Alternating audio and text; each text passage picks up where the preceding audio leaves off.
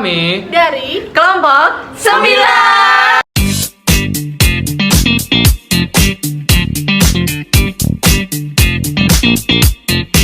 Perkenalkan, saya Elizabeth dengan NIM 048. Saya Yoga dengan NIM 078. Saya Meliana dengan NIM 055. Saya Dena dengan NIM 075.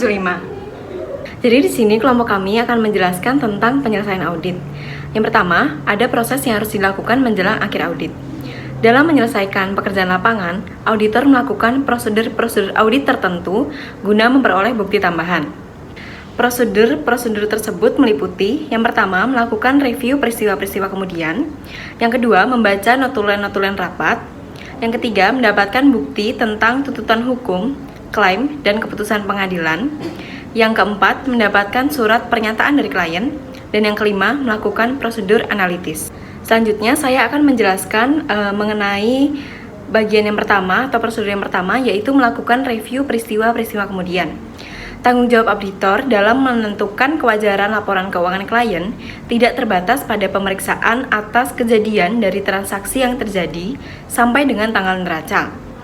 SA 560 tentang peristiwa kemudian menyatakan bahwa auditor mempunyai tanggung jawab tertentu atas kejadian dan transaksi-transaksi yang mempunyai pengaruh material atas laporan keuangan dan yang terjadi setelah tanggal neraca, tetapi sebelum diterbitkannya laporan keuangan dan laporan auditor. Lalu ada tipe-tipe peristiwa kemudian. Ada dua tipe peristiwa kemudian.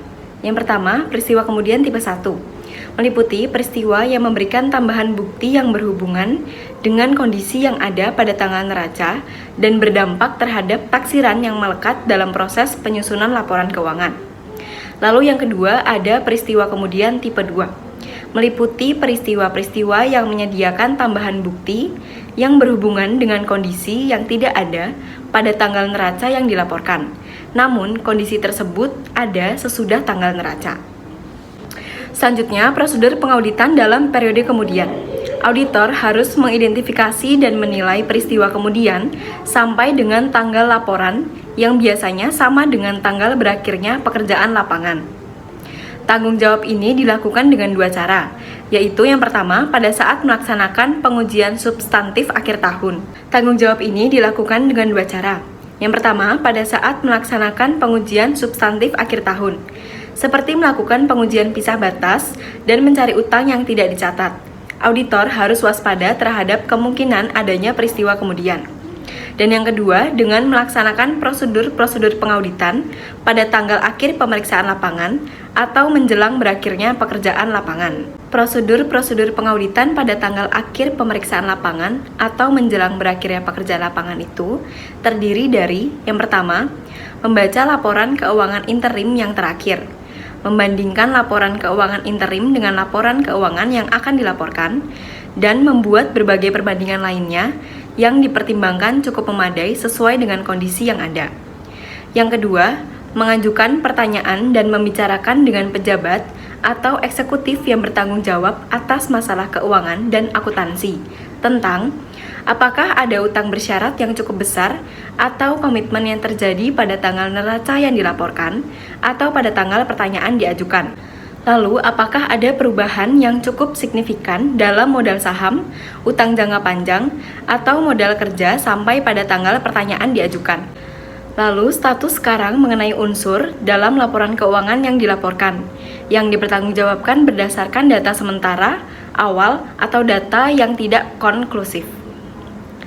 Lalu, apakah penyesuaian atau adjustment yang tidak biasanya terjadi telah dibuat selama periode dari tanggal neraca sampai dengan tanggal pertanyaan diajukan. Lalu yang ketiga, membaca notulen rapat para pemegang saham, direktur, komite resmi lainnya. Apabila notulen rapat tidak tersedia, auditor meminta keterangan mengenai masalah yang dibicarakan dalam rapat tersebut. Lalu yang keempat, mengajukan pertanyaan kepada konsultan hukum klien tentang adanya tuntutan hukum klaim dan keputusan pengadilan. Lalu yang terakhir, mendapatkan surat representasi dari pejabat yang berwenang. Umumnya adalah presiden, direktur, dan direktur keuangan yang bertanggal sama dengan tanggal laporan audit tentang apakah setiap peristiwa yang terjadi Setelah tanggal laporan keuangan yang dilaporkan oleh auditor independen, menurut pandangan para eksekutif tersebut akan memerlukan penyesuaian atau pengungkapan dalam laporan-laporan tersebut. Selanjutnya, pengaruh atas laporan auditor.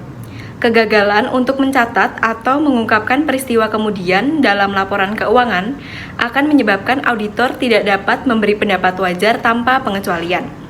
Tergantung pada materialitasnya, auditor harus memberi pendapat wajar dengan pengecualian atau pendapat tidak wajar karena laporan keuangan tidak disajikan secara wajar sesuai dengan prinsip akuntansi yang berlaku secara umum. Prosedur berikutnya ada membaca notulen rapat. Notulen rapat pemegang saham, dewan komisaris, komite-komitenya, seperti komite keuangan dan komite audit, mungkin berisi hal-hal penting bagi suatu audit. Auditor harus memastikan bahwa semua notulen hasil rapat yang diselenggarakan selama periode diperiksa dan selama periode sejak tanggal neraca sampai dengan akhir pekerjaan lapangan telah disediakan klien untuk direview. Pembacaan notulen-notulen rapat biasanya dilakukan segera setelah auditor menerimanya, agar auditor mempunyai waktu yang cukup untuk mempelajari dan menilai signifikasinya terhadap audit. Lalu, selanjutnya adalah mendapatkan bukti tentang tuntutan hukum, klaim, dan keputusan pengadilan. FASB mendefinisikan kontingensi sebagai adanya kondisi, situasi, atau sejumlah keadaan yang tidak pasti, baik yang bersifat menguntungkan maupun yang merugikan, yang kepastiannya akan tergantung pada terjadi atau tidak terjadinya satu atau lebih kejadian di masa datang. Tergantung pada tingkat kemungkinan pembayaran di masa datang. Prinsip akuntansi berlaku umum mengharuskan kontingensi merugikan untuk diperlakukan sebagai salah satu dari kemungkinan berikut. Yang pertama, dicatat sebagai utang bersyarat. Yang kedua, diungkapkan dalam catatan atas laporan keuangan. Dan yang ketiga, diabaikan. Kemudian, pertimbangan audit.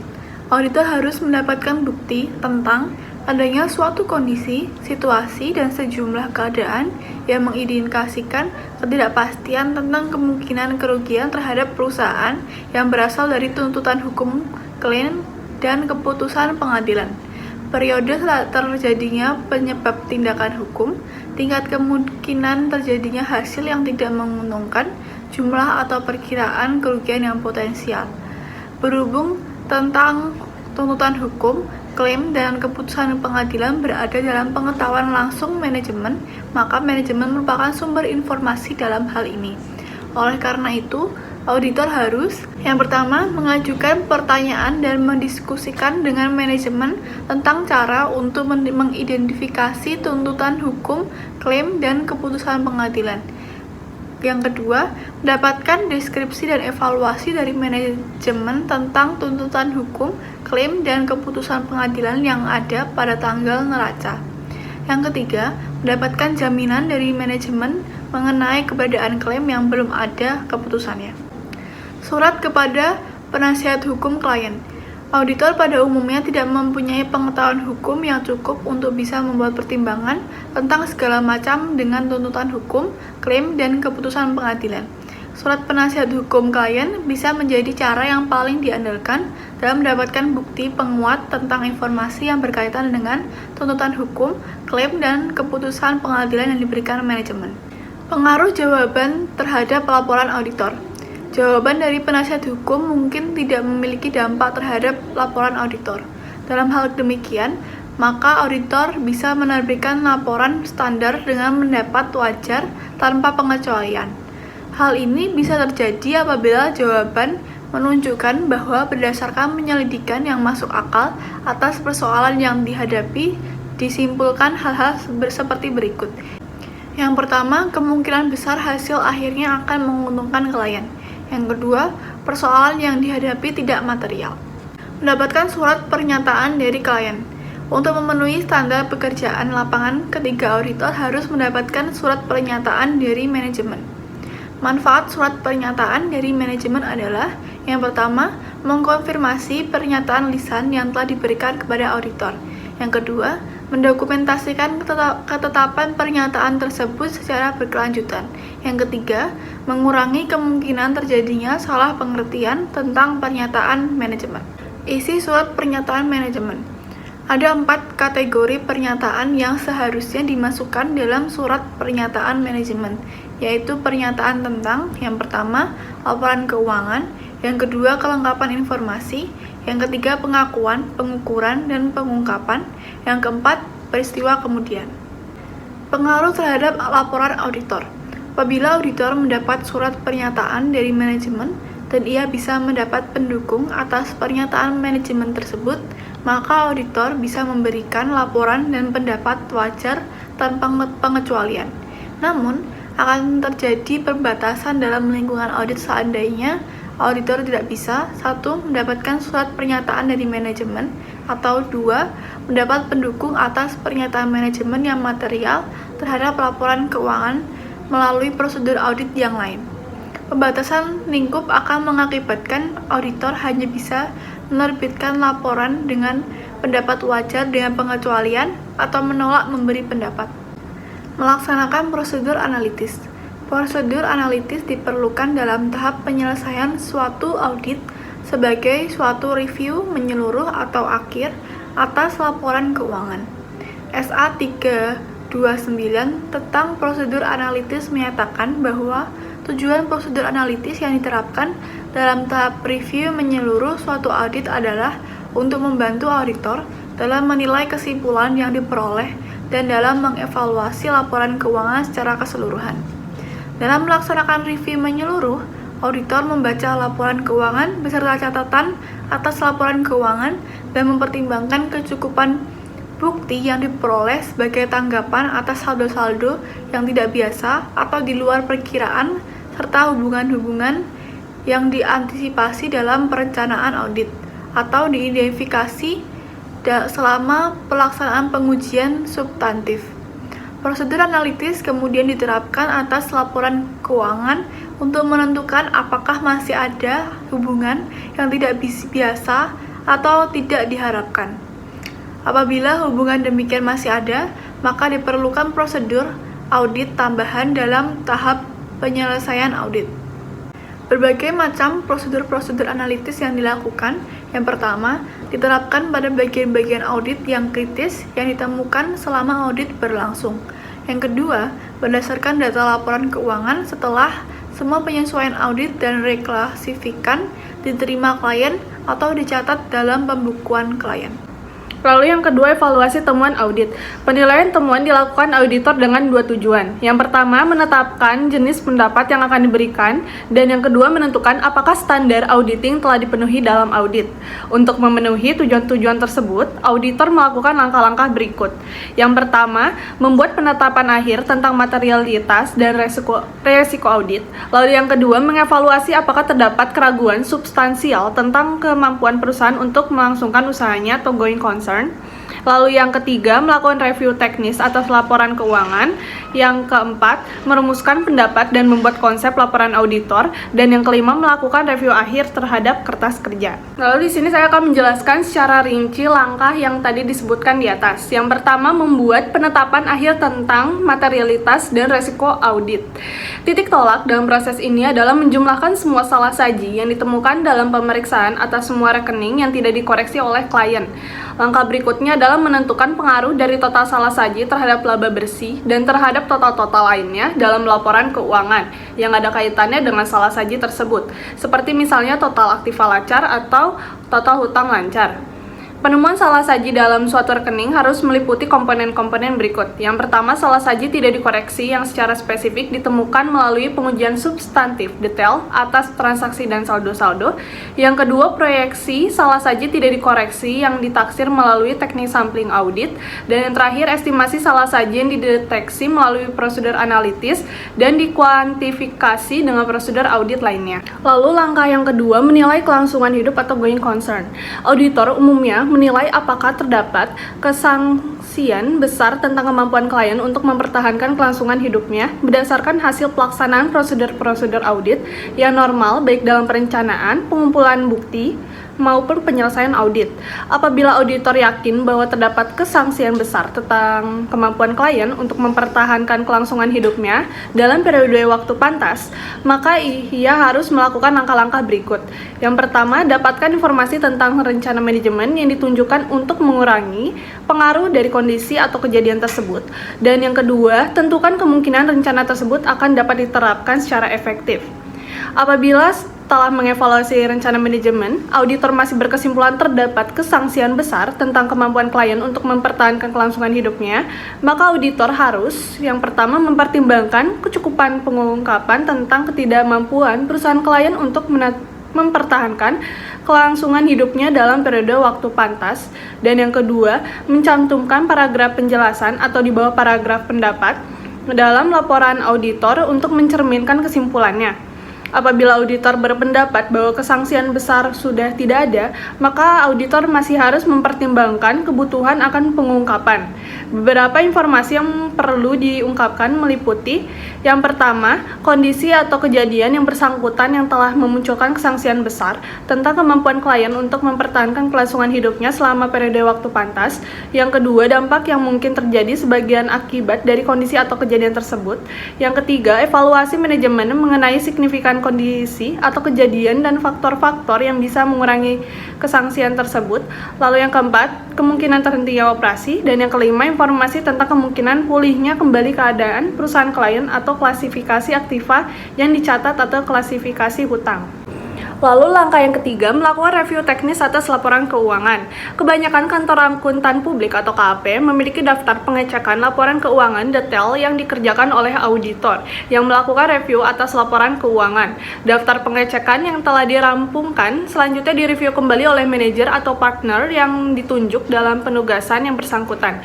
Daftar pengecekan meliputi hal-hal yang berhubungan dengan bentuk dan isi setiap bagian pokok laporan keuangan beserta pengungkapan-pengungkapannya. Lalu yang langkah keempat, merumuskan pendapat dan membuat konsep laporan audit. Sebelum sampai pada keputusan akhir tentang opini yang akan diberikan, biasanya klien menyelenggarakan pertemuan dengan auditor. Dalam pertemuan tersebut, auditor melaporkan temuan-temuan secara lisan dan memberikan alasan atas usulan penyesuaian dan atau tambahan pengungkapan.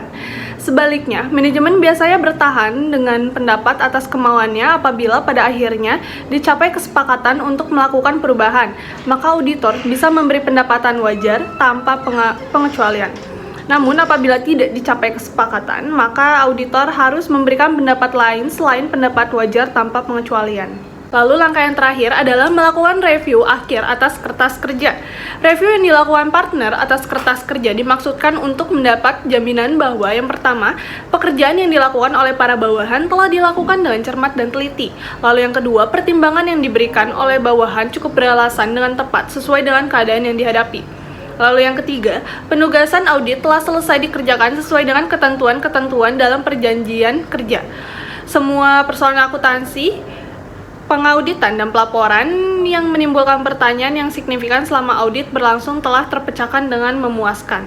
Lalu kertas kerja mendukung pendapat auditor. Dan yang terakhir, standar auditing dan kebijakan serta prosedur pengendalian mutu yang berlaku di kantor akuntan publik yang bersangkutan telah terpenuhi.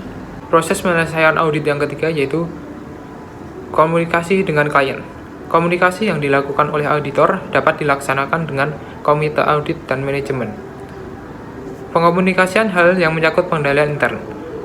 Auditor tidak berkewajiban untuk mencari kondisi yang dapat dilaporkan, tetapi auditor mungkin menemukan kondisi yang dapat dilaporkan melalui A. Pertimbangannya dan pemahamannya atas unsur-unsur SPI. B. Penerapan prosedur audit terhadap saldo maupun transaksi. Kemudian laporan tersebut harus A. Mengindikasikan kegunaan audit laporan keuangan adalah memberikan pendapat atas laporan keuangan, bukan menyediakan struktur pengendalian intern klien. B. Mencakup definisi reportable condition. C. Mencakup pembatasan distribusi laporan. Kemudian komunikasi tentang pelaksanaan audit dengan komite audit. Komunikasi dapat berbentuk lisan atau tertulis. Komunikasi dengan komite audit meliputi masalah-masalah berikut. A. Tanggung jawab auditor berdasarkan standar pengauditan yang ditetapkan Ikatan Akuntansi Indonesia, termasuk jaminan yang disediakan audit bahwa laporan keuangan bebas dari salah saji material, konsep materialitas yang digunakan dalam audit, dan terakhir, jenis pengujian yang dilaksanakan. B. Kebijakan akuntansi yang signifikan termasuk pilihan dan perubahan kebijakan akuntansi, serta metode akuntansi yang digunakan untuk transaksi yang tidak biasa. C. Pertimbangan manajemen dan estimasi akuntansi, termasuk dasar pertimbangan yang dilakukan dan proses pembuatan estimasi. D. Penyesuaian audit yang signifikan dengan yang berdampak signifikan atas proses pelaporan satuan usaha. E. Ketidaksepakatan dengan manajemen. Ketidaksepakatan tersebut berupa penerapan prinsip akuntansi, perlakuan akuntansi atas kejadian tertentu, lingkup audit, pengungkapan informasi dalam laporan keuangan, dan kata-kata auditor dalam laporan audit. Kemudian F. Konsultasi dengan akuntan lain mengenai masalah akuntansi dan pengauditan. G. Kesulitan yang dijumpai selama pelaksanaan audit, seperti penundaan yang tidak beralasan oleh manajemen mengenai saat dimulainya audit, kemudian penyediaan informasi dan data yang diperlukan, dan terakhir tidak tersedianya karyawan klien dan kegagalan karyawan klien untuk menyelesaikan daftar yang dibuat klien pada waktunya. Kemudian yang terakhir, menyusun surat pernyataan manajemen. Manajemen letter dapat mencakup komentar atas A. Struktur pengendalian intern yang bukan termasuk reportable condition, B. Sumber daya manajemen seperti kas, persediaan, dan investasi, C. Masalah perpajakan. Proses penyelesaian audit yang keempat yaitu tanggung jawab setelah audit. Peristiwa kemudian yang terjadi antara tanggal laporan audit dan penerimaan laporan. Sebenarnya auditor tidak bertanggung jawab untuk menemukan hal-hal yang mempengaruhi laporan keuangan keauditan setelah tanggal laporan audit. Bila auditor menetapkan perlunya penyesuaian atau pengungkapan dan manajemen setuju, maka auditor dapat mengeluarkan laporan audit bentuk baku. Penemuan fakta baru. Langkah-langkah tersebut meliputi A. Memberitahu secara tertulis klien bahwa laporan audit tidak dapat lagi dikaitkan dengan laporan keuangan. B. Memberitahu secara tertulis badan yang berwenang seperti BAPEPAM bahwa laporan audit tidak dapat diandalkan lagi. C. Memberitahu tertulis melalui badan berwenang BAPEPAM kepada setiap individu yang diketahui mengandalkan laporan keuangan bahwa laporan audit tidak dapat diandalkan lagi. Kemudian penemuan prosedur audit yang tidak dilaksanakan. Penemuan adanya prosedur audit yang tidak dilaksanakan dapat diketahui melalui A. Pelaksanaan program pengendalian kualitas kantor akuntan publik, B. Pelaksanaan peer review.